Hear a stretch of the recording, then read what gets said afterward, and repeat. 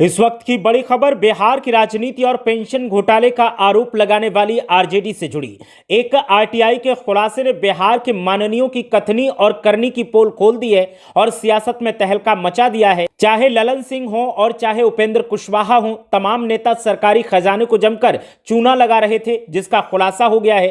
खुलासे की माने तो नेता पेंशन और सैलरी दोनों का मजा ले रहे हैं, जबकि नियमानुसार सिर्फ एक ही सुविधा ली जा सकती है। जो खुलासा हुआ है उसमें उपेंद्र कुशवाहा जहां बिहार सरकार से पेंशन ले रहे हैं तो वहीं राज्यसभा सांसद की सैलरी भी ले रहे हैं। यही हाल ललन कुमार का भी है, वो पेंशन और सैलरी दोनों एक साथ ले रहे हैं और खुलासे के बाद विवादों से घिरे हैं। जब इस मामले में नेताओं से सवाल किया गया तो किसी भी नेता ने कोई भी जवाब नहीं दिया, न कोई सफाई पेश की। ये वही नेता हैं जो सरकारी कर्मचारियों की पेंशन खत्म करने पर तुले हुए हैं और खत्म कर दी है, लेकिन अपनी पेंशन पर जब बात आती है तो इनकी मुंह में दही जम जाता है। आरजेडी ने मामले पर दैनिक भास्कर का वीडियो पोस्ट करते हुए निशाना साधा और जो कहा उसने बिहार की राजनीति में तहलका मचा दिया है। आरजेडी ने वीडियो को पोस्ट करते हुए लिखा, एनडीए नेताओं का वेतन पेंशन घोटाला। ये लोग ईमानदारी और शुचिता पर प्रवचन तो बड़ी बड़ी करते हैं, पर खुद को जहां से अनैतिक तरीके से जितने पैसे मिल जाएं बटोरने में क्षण भर भी नहीं सोचते हैं। इस घोटाले पर बिहार सरकार की कार्रवाई कब होगी, इसका जवाब मिलना चाहिए।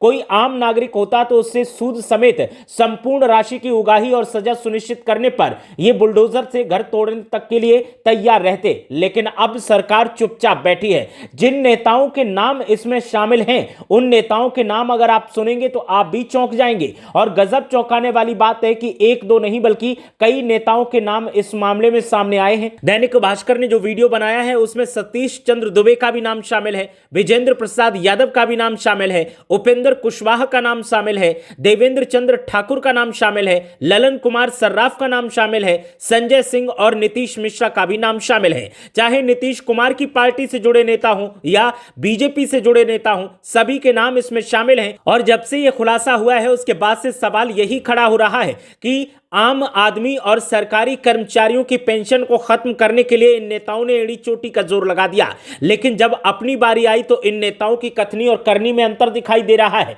चुपचाप मजे ले रहे हैं पेंशन के और चुपचाप मजे ले रहे हैं वेतन के, लेकिन मुंह खोलने के लिए तैयार नहीं थे। अब जब से यह खुलासा हुआ है उसके बाद से लगातार मांग की जा रही है कि इन नेताओं के खिलाफ एक्शन लिया जाना चाहिए और एक्शन लेने के साथ ही जो पेंशन और जो वेतन इन्होंने धोखा देकर लिया है उसकी रिकवरी करनी चाहिए।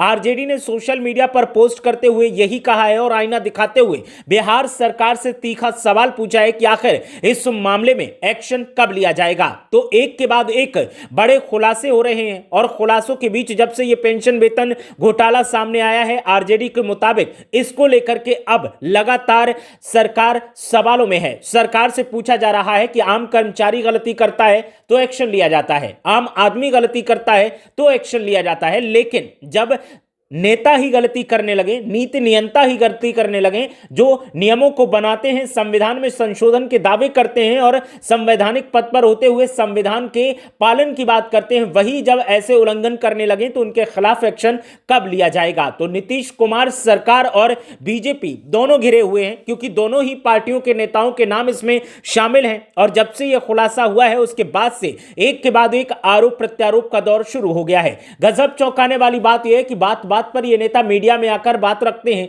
और लोगों पर निशाना साधते हैं, विरोधी दलों के नेताओं की गलतियां गिनवाते हैं। जब इनकी अपनी गलती गिनवाने का नंबर आया, जब इनसे सवाल किया गया तो ये एक भी कैमरे पर बोलने के लिए तैयार नहीं हुए। और जब ये बोलने के लिए तैयार नहीं हुए तो सवाल खड़ा होता है कि आखिर ये किसको नियमों का पाठ पढ़ाते हैं, कैसे नियमों के पालन का दावा करते हैं। ये दावा करते हैं कि हम हर तरह से संविधान का पालन करते हैं और संवैधानिक नियमों के मुताबिक काम करते हैं, लेकिन जिस तरीके की स्थितियां बिहार में दिखाई दे रही हैं और जब से यह खुलासा हुआ है उसके बाद से इनके दावों, इनकी दलीलों पर सवाल खड़े हो रहे हैं। और आरजेडी की मांग है कि इस मामले में सुप्रीम कोर्ट को दखल देना चाहिए, इस मामले में सरकार को एक्शन लेना चाहिए। जिन नेताओं ने पेंशन और सैलरी दोनों का मजा लिया है, उन्होंने जितनी भी पेंशन ली है उसकी रिकवरी होनी चाहिए और रिकवरी सूद समेत होनी चाहिए, क्योंकि आम आदमी या सरकारी कर्मचारी ने ऐसा किया होता तो उससे रिकवरी की जाती, तो फिर इनसे रिकवरी क्यों नहीं की जानी चाहिए, इसका भी जवाब लिया जाना चाहिए। साथ ही इन नेताओं को अदालत में खड़े करके करके पूछा जाना चाहिए कि आपने ऐसा धोखा क्यों किया। जब आप